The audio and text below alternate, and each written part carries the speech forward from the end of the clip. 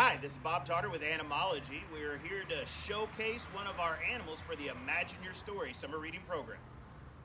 All right, I want everybody to meet Billy. Billy is our straw-colored fruit bat right here. And what makes our bat so special is the bat is actually the only true flying mammal. We have lots of mammals that can glide, but our bat is the only true flying one for us. Now, Billy unfortunately had a fracture in his arms and does not have the ability of flight anymore, which makes him a very good ideal candidate for our wildlife programming. But when we think about our mammals, we have to remember there's characteristics that make our mammals mammals. But when we look at this, remember that niche, that job. Look at that large nose giving him a good sense of smell. Because this bat here is going to eat things you like to eat. That's not true of every bat. Our bats here in Tennessee, and we have 14 species of bats that are found here in Tennessee. Our bats here are going to be eating bugs. Like our hedgehog, it is going to be eating a diet of only bugs. Now, our bats, they're not going to get as big as this. This is a mega bat. Mega means big, micro means small. When Billy was able to fly around, he had almost a 3-foot wingspan. And that's not even the largest of our fruit bats. We have some of the Tropus bats that have almost a 7-foot wingspan. But when we look at the way he's built, that large nose gives him a good sense of smell. Good eyesight to be able to see. The expression blind as a bat isn't true. Bats have good vision. It's just not their best sense. But when we look at his ears, watch his ears. His ears are constantly moving, constantly listening. Bats are very sociable creatures. They like to be around their own kind. And that's where our bats here are special. Because our bats here in Tennessee will be using sound waves to find their food and their weight. It's called echolocation. You let out a loud, high-frequency sound wave, they wait for the echo to come back, and they can hear that. In their mind's eye, they can see a three-dimensional picture of the world around us. Now, like I said, we've got only 14 species of bat. Our largest bat is going to be the eastern red bat, and they can have almost a 14-inch wingspan. But bats have a very high metabolic rate. Bats have to eat 2 to 2.5 times their body weight in food every night. So if I was a consumer like Billy here, I'd have to eat 500 pounds of food. If I eat 500 pounds of watermelon, I'm going to be going to the bathroom a lot. And that's where that term guano comes in. You like guano even though you don't even know it. Our fruit bats are going to eat nothing but fruit, fly around at nighttime. They're going to pollinate a lot of plant species. Over 2,500 different plant species are pollinated by our bats alone. And these animals, while they're flying around eating that fruit, pollinating flowers, they will be keeping our plants' biodiversity up, keeping the genetics, as well as they will plant the next generation. There are lots of seeds that are not viable unless they come into the digestive tract of our herbivore. So they have to eat in that, warm up in that body, and have them poop them out. And when they poop them out, they will plant that next generation of fruit trees for us with a little bit of fertilizer. Now, the bat is the most numerous type of mammal, but like we said, it's the only flying mammal. This one here is our herbivore. Our bats here in Tennessee are only insectivores. Now, they may have a wingspan only about this big, but does a mosquito weigh very much? No.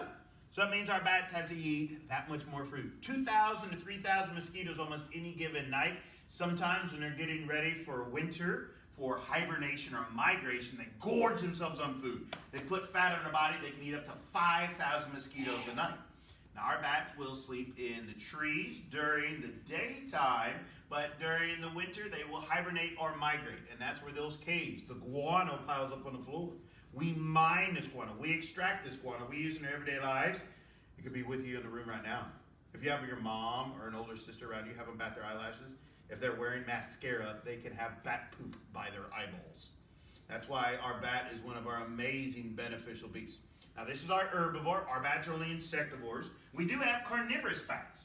They eat fish, some that eat frogs. Do we have vampire bats on the planet? Yeah, but they're not going to eat humans. We don't taste very good. In taste tests, they prefer the taste of cows, horses, goat's blood over humans. And that's why if you go backpacking in Nicaragua, you can take a goat with you. But Billy here is our straw-colored fruit bat. You can see that wonderful straw-colored throat patch. Hush, hush. And this is the one that is going to be most famous to you because of the beautiful little book, Stella Luna. And that's one of our fruit bats there for us. Now, we do have 2 bats. We have Billy, and at home, we have our own little Luna. And when they have a little bat kit, we will share pictures for even that one.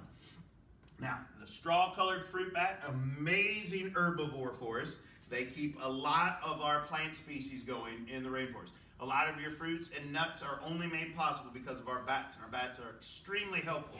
There's no reason to worry about a bat hurting you. All that folklore and everything along those lines, these are actually very clean and helpful animals to us. The vampire bat is actually one of the few mammals that will routinely take on foster babies, meaning if one of the parents dies, or both parents die from one of the offsprings, they will take on somebody else's babies to raise them as their own. They're very clean animals though. They take very good care of themselves and their babies. All right, today with this one we have our little black-tailed prairie dog, Shauna. Her twin sister is behind us in the travel cage as well. The black-tailed prairie dog is going to be, again, an herbivore eating only plant material. Now, it looks just like a chubby little squirrel, but these animals live in a world where there is very few trees. Black-tailed prairie dogs were once a very common animal throughout the American West. They were found as far east as Arkansas, as far west as California, all the way up into Canada, all the way down into Mexico. The problem is these little creatures have been now removed to only 4% of their natural historic range. And that's sad because these animals here help everybody out by the way they live. This is what we call a keystone species. If you see an archway, that center stone in the top of it is called a keystone. It holds the whole thing together. And that's where, with these little guys here, they make habitat for us. Now, the first time I found a prairie dog, I was hiking through the deserts and the badlands of the American West. And I'd been hiking for hours, and I'd only seen like 3 lizards.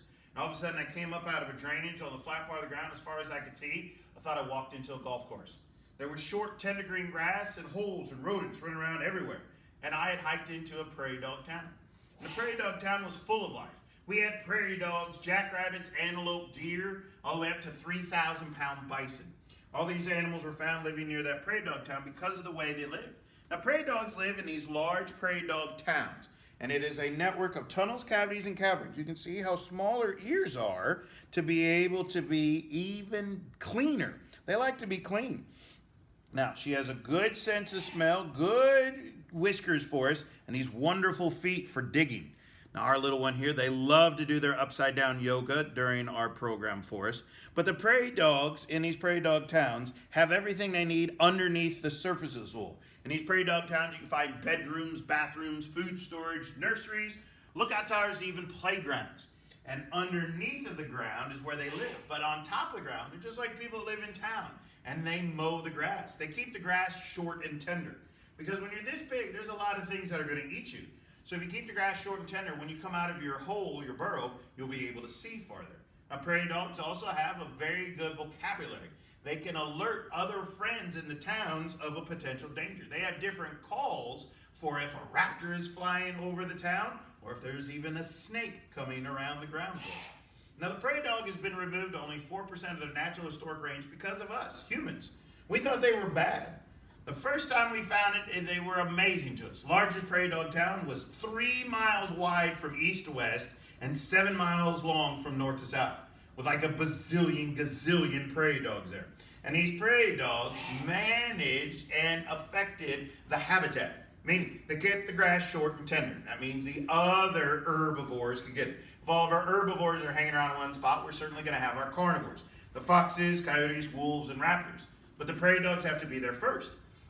Abandoned prairie dog towns are key nesting sites for 2 endangered North American species, the black-footed ferret and gopher tortoise. Because without our prairie dog towns, they're not going to have any nesting sites. If you don't have any nesting sites, you're not going to be able to have young for us. Now, these prairie dogs have been removed to only 4% because when we settled the American West, we thought they were bad.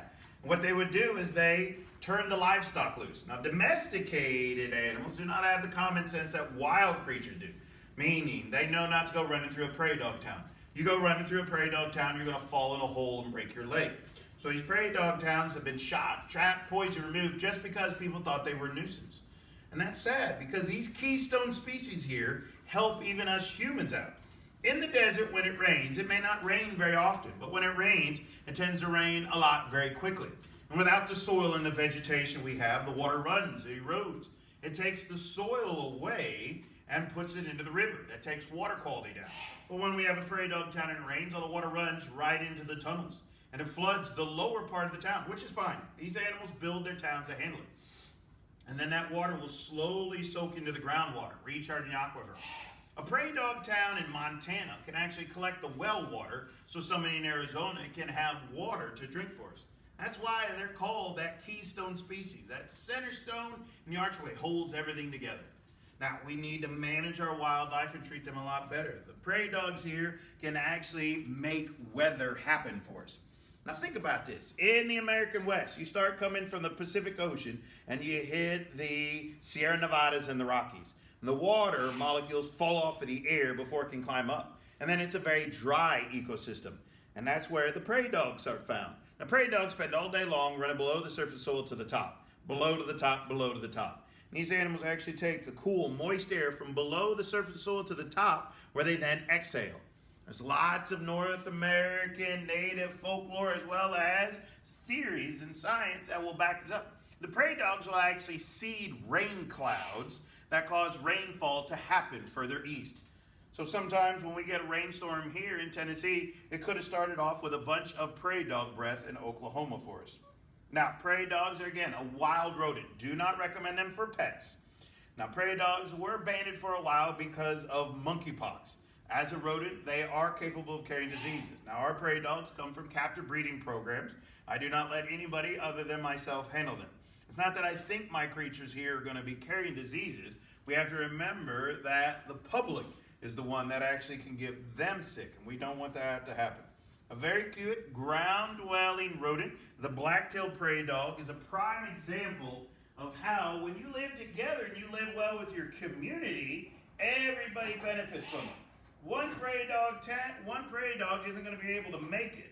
But when you have a prairie dog town with billions of prairie dogs there, you will not only survive, but you can actually manipulate the weather, helping everything else out in your ecosystem. And in a watershed ecosystem, that can be thousands of miles. So that's where you got to think. Even though you may think just as yourself, you may not have an impact, but working together, you'll be able to successfully help your planet.